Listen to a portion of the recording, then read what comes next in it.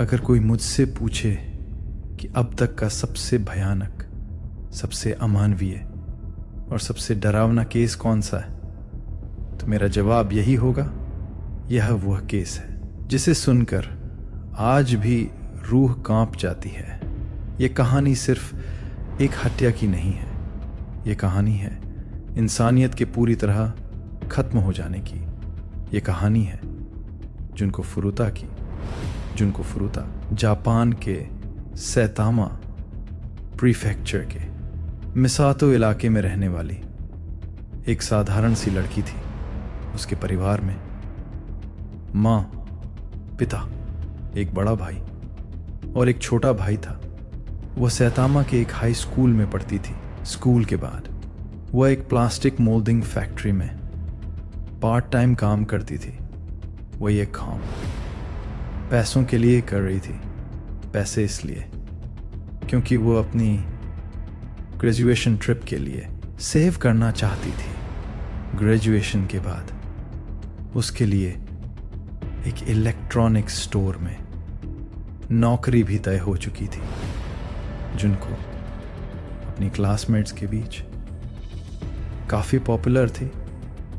उसके ग्रेड्स अच्छे थे। वह कभी स्कूल बैंक नहीं करती थी। वो एक्टिव थी, आत्मविश्वासी थी और दिखने में भी आकर्षक थी। वो शराब नहीं पीती थी, स्मोकिंग नहीं करती थी और ड्रग्स से तो पूरी तरह दूर थी। यही वजह थी कि कुछ लोगों को वह पसंद नहीं आती थी। स्कूल में कुछ लड़के थे जो खुद को गुंडा समझते थे। वे याकुजा बनने का सपना देखते थे। उन्हीं में से एक लड़का था हिरोशी। हिरोशी स्कूल का जाना माना गुंडा था। उसके याकुजा के यंग मेंबर्स से कनेक्शन थे। अक्सर कोई भी उसका विरोध करने की हिम्मत नहीं करता था। हिरोशी को जिनको पसंद थी वह उसके साथ फिजिकल होना चाहता था। उसने जुनको को प्रपोज किया, लेकिन जुनको ने साफ मना कर दिया। उसने कोई बहाना नहीं बनाया, सीधा न कहा। हिरोशी को यकीन नहीं हुआ उसके लिए। ये रिजेक्शन नहीं था, ये अपमान था। उसने इसे अपनी बेइज्जती समझा और उसी पल उसने बदला लेने का फैसला कर लिया। हिरोशी ने अपने दोस्तों के साथ एक प्लान बनाया। प्लान यह था, एक लड़का जुनको पर हमला करेगा। हिरोशी बीच में आएगा, हीरो बनेगा, जुनको का भरोसा जीतेगा और फिर उसे अपने कंट्रोल में ले लेगा। नवंबर 25, 1988 उस दिन जुनको अपनी पार्ट टाइम जॉब से साइकिल पर घर लौट रही थी। रास्ते में एक अनजान लड़के ने उस पर अचानक हमला किया। वह साइकिल से गिर गई। उसी समय हिरोशी वहां पहुंचा। उसने हमलावर को भगाया और जुनको की मदद की। फिर उसने जुनको से कहा कि वह उसे घर छोड़ देगा। जुनको डरी हुई थी, उसे पूरा भरोसा नहीं था, लेकिन दोबारा हमले के डर ने उसे हिरोशी के साथ जाने के लिए मजबूर कर दिया। उसे जरा भी अंदाजा नहीं था कि यही आदमी उसकी जिंदगी नरक बनाने वाला है। हिरोशी जुनको को घर नहीं ले गया, वह उसे एक सुनसान वेयरहाउस में ले गया। वहीं उसने पहली बार अपना असली चेहरा दिखाया। उसने अपने याकुजा कनेक्शन के बारे में बताया और फिर जुनको के साथ जबरदस्ती की। उसके बाद वह उसे एक होटल ले गया जहां उसके दोस्त पहले से मौजूद थे। उनमें जो ओगुरा, यासुशी वातानाबे और नोबुहारू मिनातो शामिल थे। उस रात जुनको के साथ सभी ने मिलकर जबरदस्ती की। यह उनके लिए कोई नई बात नहीं थी। कुछ हफ्ते पहले भी वे एक और लड़की के साथ ऐसा ही कर चुके थे। उस रात के बाद उन्होंने फैसला कर लिया, अगर जुनको को छोड़ दिया गया तो वो पुलिस के पास जाएगी, और ये उनके लिए बहुत बड़ा रिस्क था। अगली सुबह हिरोशी जुनको को एक पार्क में ले गया। वहां बाकी लड़के पहले से इंतजार कर रहे थे। उन्होंने जुनको का पता निकाल लिया था और उसे धमकाया, अगर उसने भागने की कोशिश की तो उसके पूरे परिवार को मार दिया जाएगा। डरी हुई जुनको चुप हो गई। इसके बाद उसे नोबुहारू मिनातो के घर ले जाया गया। वहीं उसे कैद कर लिया गया। यही वह जगह थी जहां अगले 44 दिन उसे रखा जाना था। शुरुआत में उसे एक कमरे में बंद रखा गया। उसे एक लड़के की गर्लफ्रेंड के रूप में पेश करने की कोशिश की गई, लेकिन कुछ ही दिनों में यह नाटक भी खत्म कर दिया गया, क्योंकि लड़कों को यह साफ हो गया था कि उन्हें रोकने वाला कोई नहीं है। अब जुनको उनके लिए एक इंसान नहीं रही, वह उनकी चीज बन गई। उसे दिन में कई बार पीटा जाता था। उसके साथ बार बार जबरदस्ती की जाती थी। वे बारी बारी से उसके कमरे में आते और जो मन में आता वही करते। वे अपने दोस्तों को भी घर बुलाने लगे।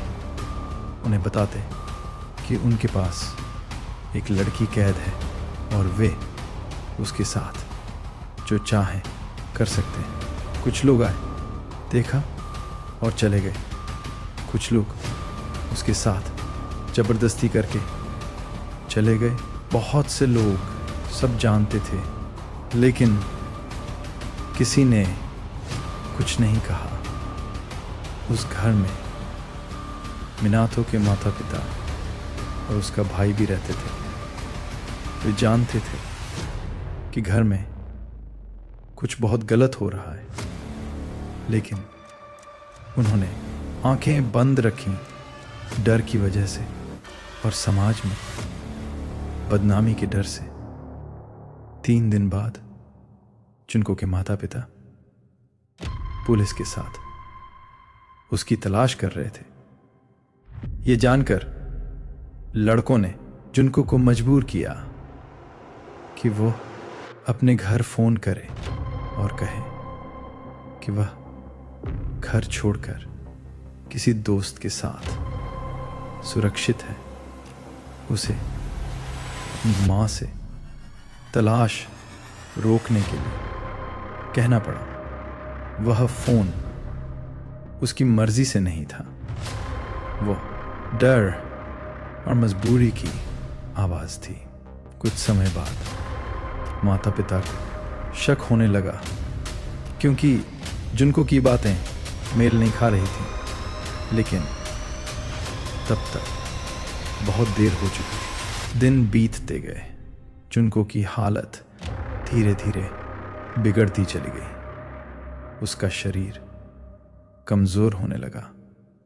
वो ठीक से चल नहीं पा रही थी। खाना और पानी उसका शरीर स्वीकार नहीं कर पा रहा था, लेकिन यातना रुकने का नाम नहीं ले रही थी। वो अक्सर बस एक ही बात कहती, उसे छोड़ दो या उसे मार दो, लेकिन उसे कोई रहम नहीं मिला। दिन बीतते गए और जुनको की हालत हर दिन और ज्यादा बिगड़ती चली गई। उसका शरीर अब लगातार मारपीट और जख्मों का साथ नहीं दे पा रहा था। वो ठीक से खड़ी नहीं हो पाती थी। चलना उसके लिए नामुमकिन होता जा रहा था। उसके शरीर में इतना दर्द था कि वह रात को सो भी नहीं पाती थी। अगर वो आंखें बंद करती तो उसे जगा दिया जाता। उसकी हालत देखकर भी किसी को कोई फर्क नहीं पड़ता था। उस घर में अब ये साफ हो चुका था कि जुनको को बचाने वाला कोई नहीं है। लड़कों ने गर्लफ्रेंड वाला नाटक पूरी तरह छोड़ दिया। अब उसके साथ जो भी किया जाता खुलेआम किया जाता था। वे अपने और दोस्तों को नियमित तौर पर घर बुलाने लगे। उन्हें बताते कि एक लड़की यहां कैद है और कोई उन्हें रोक नहीं सकता। कई लोग आए, कुछ ने देखा, कुछ ने उसके साथ जबरदस्ती की और चले गए। बहुत से लोग सब जानते थे, लेकिन किसी ने कुछ नहीं कहा। जुनको को अक्सर पूरी रात एक कमरे में बंद रखा जाता। कभी कभी उसे ठंड में बिना किसी मदद के छोड़ दिया जाता। वह कांपती रहती और सुबह फिर वही यातना शुरू हो जाती। मीनातो का भाई सब देख रहा था। उसने बस एक बार इतना कहा कि यह लड़की मर सकती है। उसके बाद वह भी चुप हो। मीनातो के माता पिता सब जानते थे, लेकिन उन्होंने कुछ नहीं किया। उन्हें अपने बेटे से डर लगता था और समाज में बदनामी का डर उनके लिए ज्यादा बड़ा था। जुनको का शरीर अब जवाब देने लगा था। वो ठीक से खा नहीं पा रही थी। पानी पीती तो उसे उल्टी हो जाती। उसका शरीर धीरे धीरे खत्म हो रहा था। जब भी उसकी हालत ज्यादा खराब हो जाती तो उस पर और गुस्सा निकाला जाता। उसकी कमजोरी उनके लिए मजाक बन चुकी थी। एक रात जब लड़के शराब के नशे में थे, जुनको ने भागने की कोशिश की। वो किसी तरह कमरे से बाहर निकली, सीढ़ियों से रेंगती हुई नीचे पहुंची और टेलीफोन तक पहुंच गई। उसने पुलिस को फोन मिलाया। फोन उठा लिया गया, लेकिन उससे पहले कि वो कुछ कह पाती हिरोशी पीछे से आ गया। उसने फोन छीन लिया और कहा कि गलत नंबर लग गया है।